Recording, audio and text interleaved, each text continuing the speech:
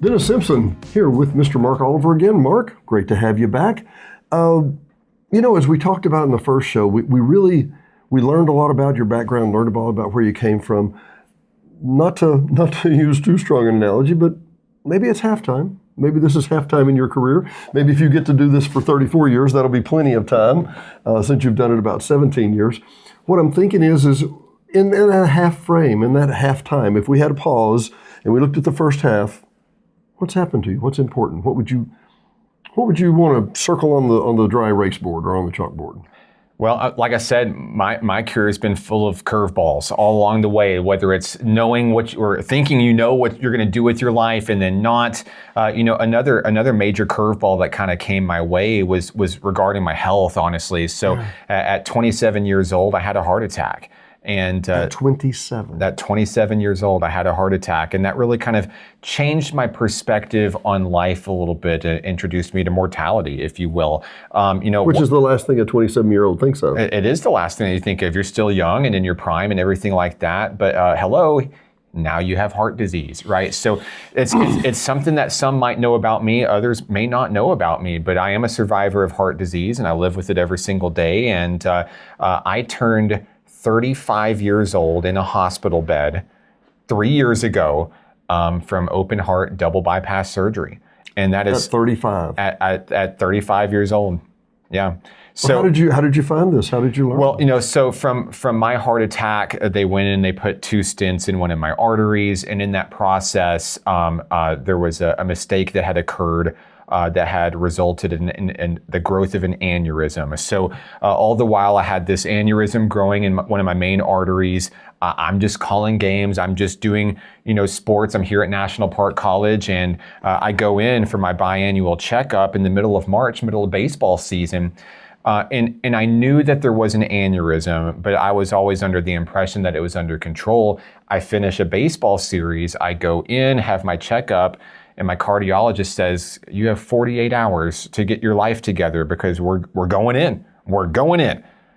And that was the most terrifying news I've had in my entire life. But then let me interrupt. This last week I did a radio show, and the premise of it was live like you're dying. Live like you are dying. And we talked. That's cute words. That sounds nice. 48 hours. Get your stuff together, right? Had 48 hours. You're going under the knife. We are cracking you in half. We're fixing this thing. It was terrifying. It was absolutely terrifying. And what did you do? There's not a whole lot you can do. You always think about, I'll do this, and there's just no time. So, what I did do is I tried to put my fear aside. I put my trust in my doctors, and put a lot of love in my family, and a lot of support that I was going to get through that. And you know what I did? Yeah. It was probably the hardest thing I ever had to do in my life, though. The recovery from that, not only the physical element, but really the mental element from that as well, was extremely difficult. I had what I would consider to be PTSD, following the surgery. I'm that kind of, my wife, Hannah, loves Grey's Anatomy. I can't watch it because I can't watch the surgery. I'm squeamish. I'm anxious. So to be that person, and now I've got this giant scar on my chest. Right. I have scars in my arm where they took out, arteries to help build the double bypass. I had a lot of fear. Like I couldn't look at it. Like I couldn't look at myself in the mirror. I would have panic attacks in the shower. I would have to have help showering because I was so afraid I was going to see it, and it was very triggering for me. And mentally, it was the hardest thing I've ever had to do in my entire life. It took literally months to be able to even look at myself in the mirror. Well, and so I can look back and think, okay, in my 30s, how would I have felt about this? Blah blah blah blah blah. The clarity of this is your mortality. Yeah, there are a lot of things that would hit you that way. But it's not just the clarity of the mortality, but that. I'm not a young man anymore. Up until that point, you're young, you're invincible, I can do this is nothing, I'll just go do this like I've always done it. Oh my God, I can't do that anymore, right? And it's interesting because it really draws a parallel to my favorite book. So when I was in college at UCA, you got to take world literature, right? And you got to read all these books and ancient texts, and they're boring. There was one that actually really stuck out to me, and it was called The Epic of Gilgamesh. And it's a story about a king back in the old days where, he is the boss. Everybody loves him, and he goes on a search, he goes on a mission to find the fountain of youth, everlasting life. He wants to make sure his legacy lives forever, that he's able to cheat and beat death. Along the way, he learns and he realizes that he can't escape his own mortality. So upon that realization, his life then becomes, what can I do that's good with the time that I have left, so that when my story is over, I will still be remembered forever, even if I can't be here forever. So I draw a lot of parallels to that with my career. I think many men, I assume many men would say that legacy is something that's really important to them. But whenever I look at my broadcast career as well, now I have heart disease, and I'm a married man, and I've got 3 young children and a very loving and supporting wife. I want to make sure that I'm remembered long after my story's over, whether that's if I retire or after I pass or whatever. I want to make sure that what I'm doing, the stories that I'm telling, the moments that I'm creating, are remembered for years to come. That's the whole reason that I do what I do, to be something special, not only for this college that we're in or the high schools I represent, but the community that I call home as well. Well, for men, when men get together, men say, what do you do? Well, I call baseball, I'm the sports director. What do you do? Well, I'm an IT guy, I'm a techie, I'm a whatever. When women get together, women say, well, I've got 4 babies, I've got 3 of this. Women automatically talk about family. Men talk about their jobs because that tends to define us more. And so when we talk about a legacy, women have their legacy. Their legacy is their children. That's what we're going to do. For men, we have to figure it out a little more, right? For me, hopefully it's a happy medium of both. Yeah. Because, I tell people this all the time, and it's really because I believe it to be true. Being a sports broadcaster is easy. This is easy. This is fun. This is exciting. I get to do sports 24/7. I get to share people's stories. They pay you for this? I get paid to do this. No. But being married to a sports broadcaster is hard. I can imagine. It is hard. With the schedule, the travel, the interruptions, everything. I've been married to my wife, Hannah, for 10 years plus now at this point, and we've got 3 young boys, Michael, Ben, and River. One is 16, one is 10, and one is 6. And of course, their careers are ahead of them, and maybe curveballs will come their way. But the real reason that I do what I do is for them, to further my family, for my kids, to hopefully show them the meaning of hard work ethic. There are a lot of hours that go into what I do. There are late nights, there are weekends. People that watch Nighthawk broadcasts or listen to Fountain Lake broadcasts, or if they have the chance to see me, actually watch me in my element, and all the hats that I wear. There's a lot that goes into it, and yeah, I'm breaking a sweat. I promise I'm having fun, but everything I do is absolutely for my family. So you had mentioned earlier that there were 3 pieces. What were those 3 pieces again? Yeah, so for me, I would say, certainly legacy. We've talked about legacy quite a bit. Inspiration. My family is the one that drives me. Their support, their love. I have the greatest wife in the world. I know all guys say that, but the way that she supports me, the way that she allows me to continue working and growing and living toward my dream. I mean, I can't do this without her by any means. And of course, the greatness of my kids, and then of course the adversity that I've dealt with. Coming from small town Arkansas, hitting a roadblock and, thinking that you're going to do something and then you don't, and then you change your life. And honestly, looking back at it now, Dennis, I think I enjoy sports broadcasting more than I ever enjoyed playing the game. And really? I never thought that I would say that, but I think it's true. That never would have been, you can't imagine a time before now that would have been that. As a player, I might have had a career, probably made some money, but Father Time catches everybody. Even LeBron James, right? It'll catch everybody eventually, but through broadcasting, my career would go on much, much longer. The athletes, what do they do when they're done playing? They end up in the broadcast booth. What, the lucky ones. The lucky ones. Have you seen the Netflix special? What is it, Broken? Or Sure. Oh my goodness, the number of NFL players, NBA players, all that within 5 to 10 years, they are broke. Sure. Obviously not for that, but I come back to it. And by the way, there's a pretty blonde watching this show that I sleep with every night, and she allows me to come do this too. So I'm just saying, I got you're the listen, you get it. As somebody that's in this business, behind the successful men and women in this business are very, very supporting partners, spouses, children. That really behind the scenes, you just don't know about it until we talk about it. You have to be super understanding. You really do. And I want to come back, talk about understanding. I want to touch on this for a sec. We both work with KVRE. This is kind of how you and I even met. Yeah.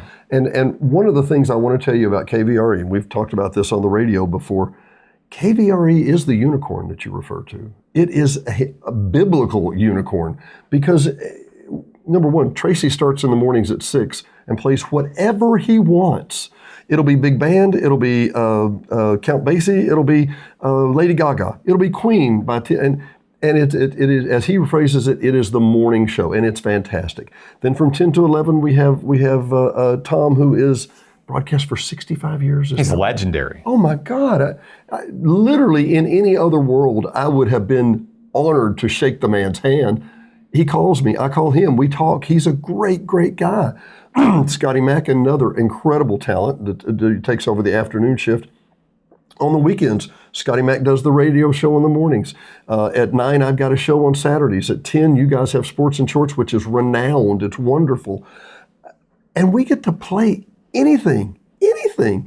Everybody that I know that's in the major market has a sports channel, and that's all they do. Mm-hmm. They have a country channel, and that's all they do. Or it's a vintage country channel, and that's all they do.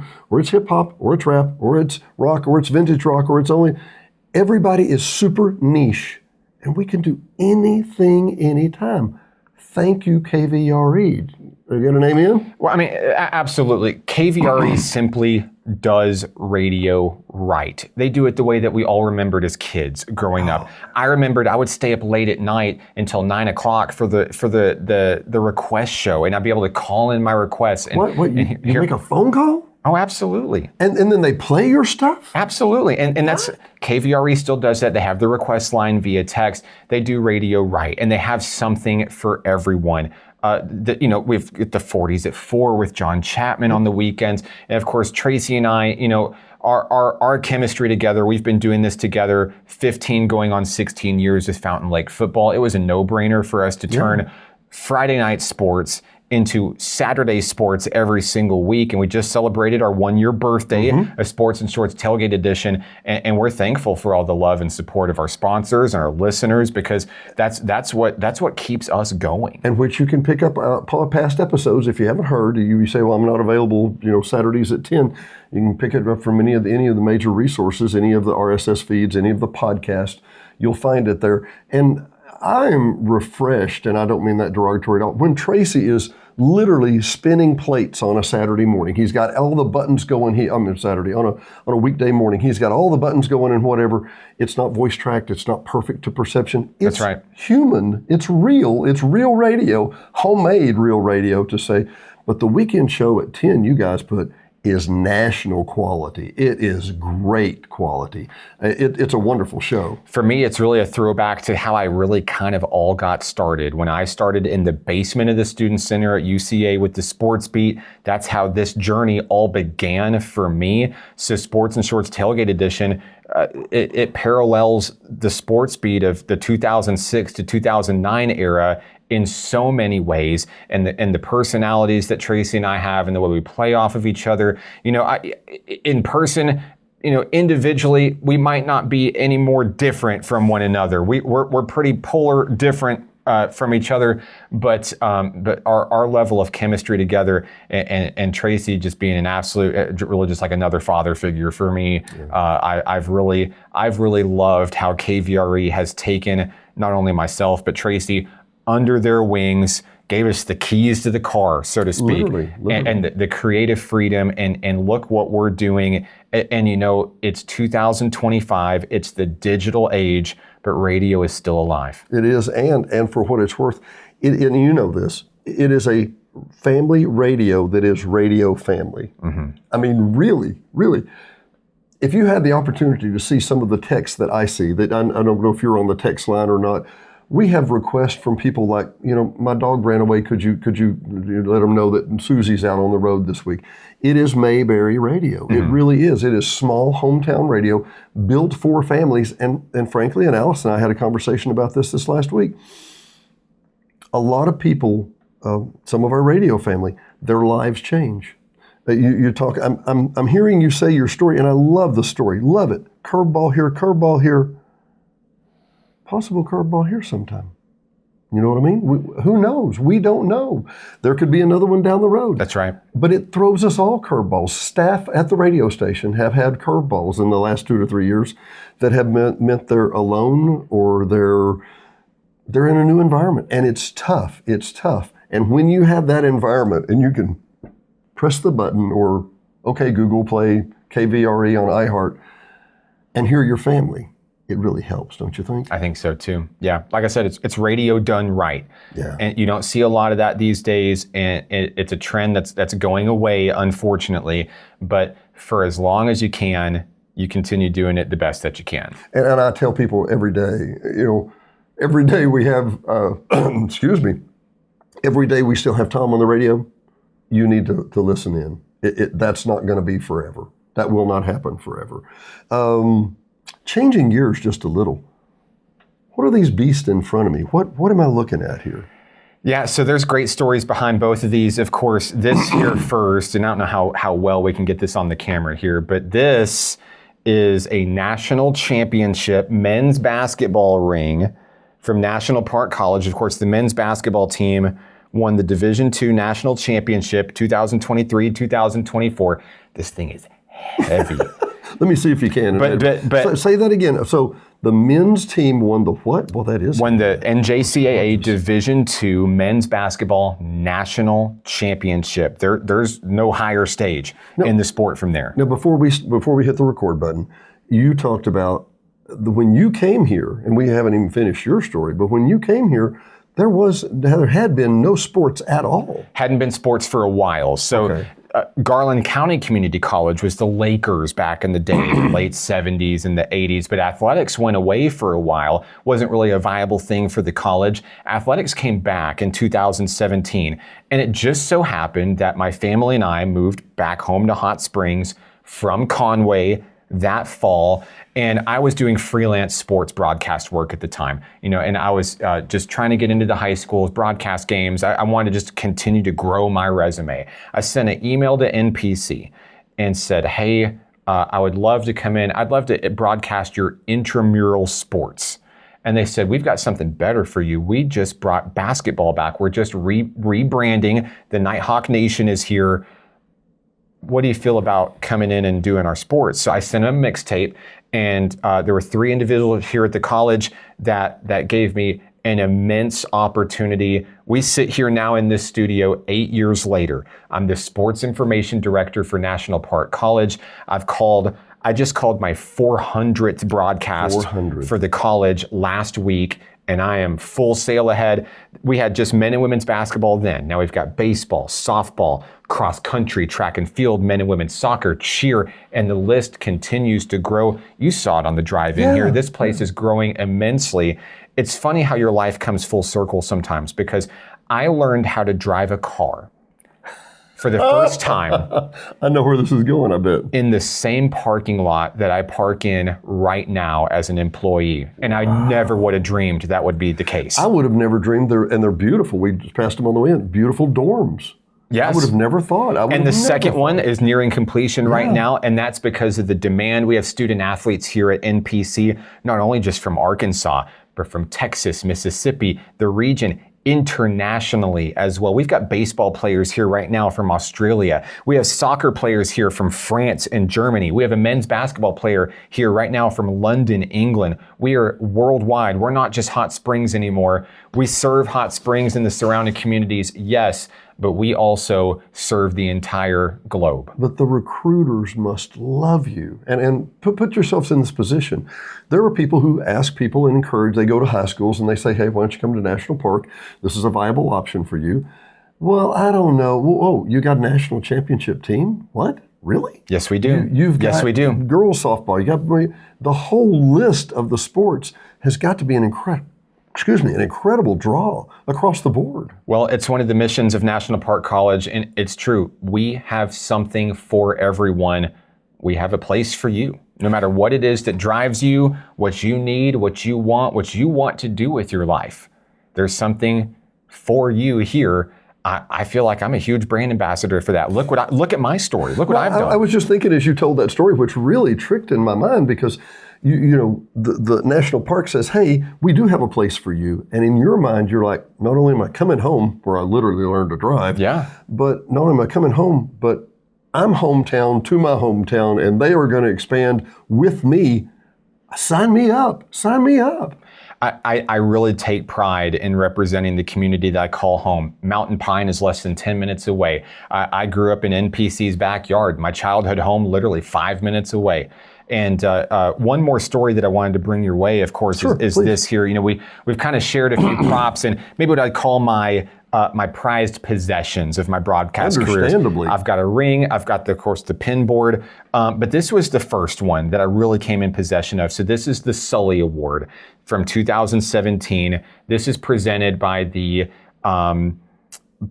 Arkansas Touchdown Club, the Little Rock Touchdown Club, which honors broadcasters all across the state in high school and college. And this is for the call of the year. This represents the top play-by-play play call of the year. I was one of the first to ever win this award, of course, with Tracy as well. Beautiful banquet, beautiful award to always memorize that. But what makes this award so special is really the call that went into it. So I've got to go through the backstory here. I don't know that I've ever heard this, but let me interrupt just for a sec. This is Sullivan. Steve Sullivan. Steve Sullivan. They call him Sully on KATV Channel 7. Yes. And he's been there for 25 years. Oh, he's a legend. Oh, he is. And people go, well, he's just a legend. It's just sports. Watch his sports today. And it's still, wow, he's great. He's really great. So to receive this is obviously a huge honor. So obviously this is for Fountain Lake football on the high school level. So we are down, this is game one of the season back in 2017. We are in Smackover to begin the season. Is this greater Smackover or kind of the burbs? There's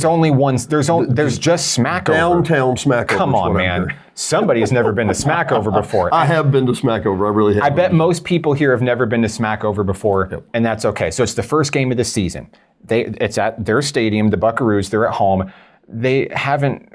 Sorry, I guess it's a little bit negative, but it's the first game of the season. They haven't used the press box in a year. So I go in, I'm always early to broadcasts, right? I've got to go set up and get everything ready. And Tracy rolls in as the broadcast starts, and sometimes he's late, whatever. Right, he comes wheeling in at the last That's just our personalities. I'm that guy. I'm there 2 hours early. I'm setting up, everything's ready.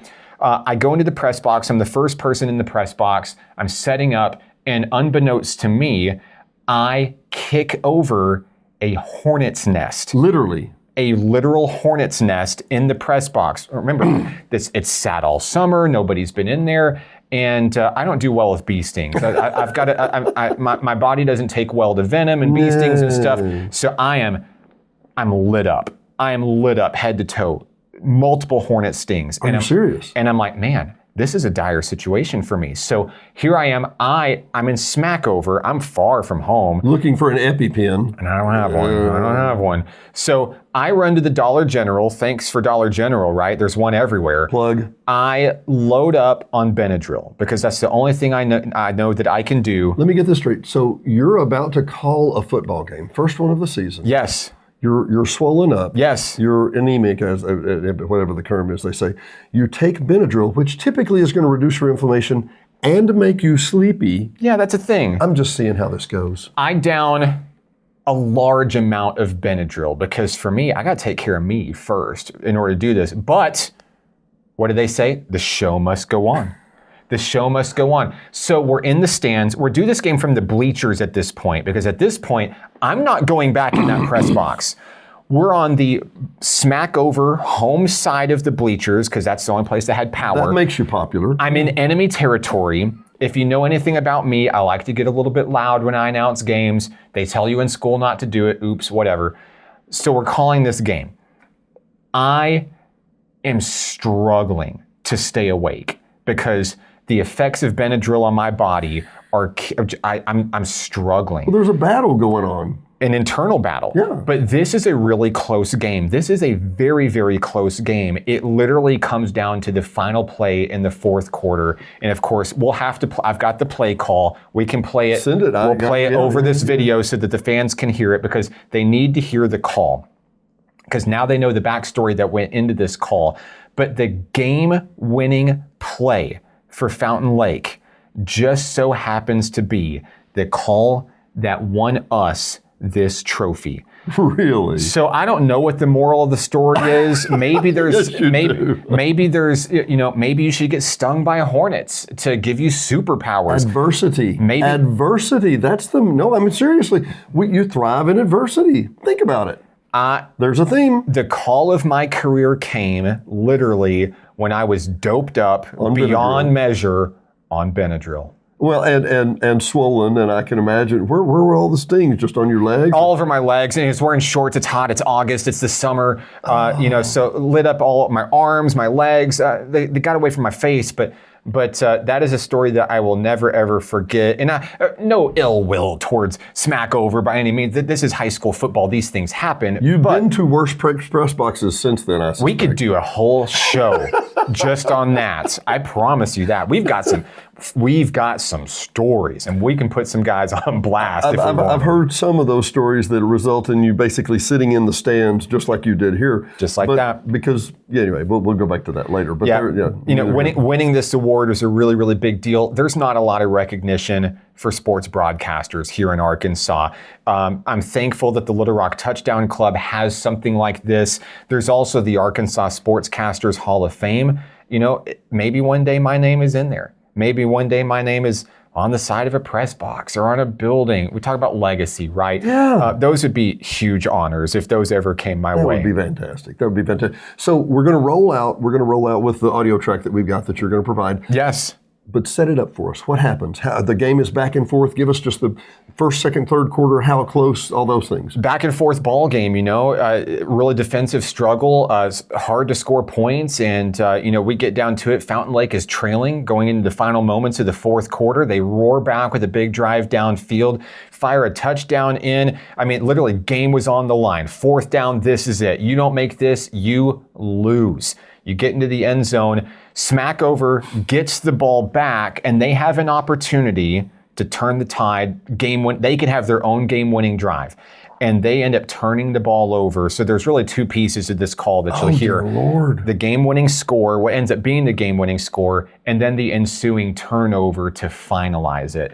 And for Tracy, it was immensely special because it was his son that made the play. So I've heard, and I'll tell you my association in a minute, but I've heard reporters for many times say, well, you have to be unbiased and you have to be separated from the malarkey. That's your son. That's your team. You're doped up on Benadryl. It's been a super emotional game, and you didn't win this to be dull. You didn't win this because you were saying, well, it looks like they've objectively won. No, you won this because you were screaming. I know how you are. You and Tracy both. And it's the funniest thing because those that really know me, like on the outside of my professional life, know that I am one of the biggest introverts that you will ever meet. I have my inner circle. I'm usually a very, very quiet person, but there's something about getting in front of that microphone that opens up the floodgates, gets me out of my shell, allows me to really shine. That makes me the most introverted extrovert on a microphone that you'll ever meet. Maybe this was your calling. I think it was. My friend, it has been Thank a you. pleasure again. Thank you so much. Mark Oliver, National Park. Look, if you don't get a chance, you got to look around National Park. We're going to show you some B-roll here in a minute about this place. It's a phenomenal location. Dennis Simpson, Hot Springs Village Venues. We will see you next time.